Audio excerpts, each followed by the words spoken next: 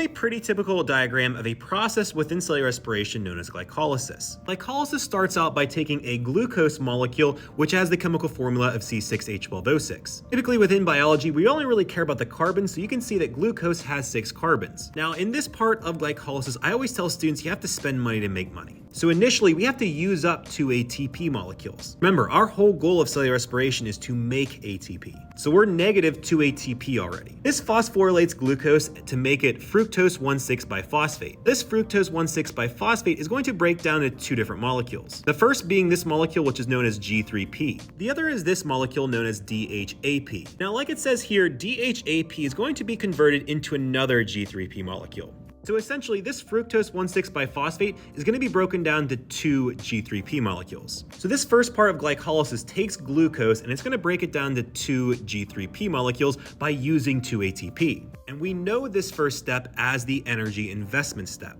The next part of glycolysis is known as the energy harvesting step. This is where G3P is going to be converted to a molecule known as pyruvate. 2 specific things are going to happen during this part.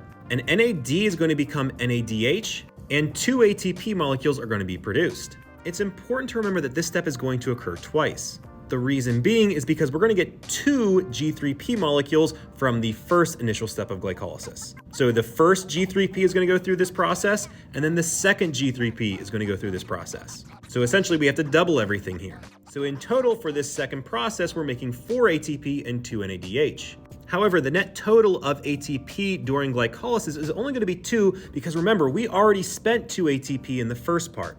The 2 3-carbon pyruvate molecules will go to the next step of cellular respiration, known as the prep step.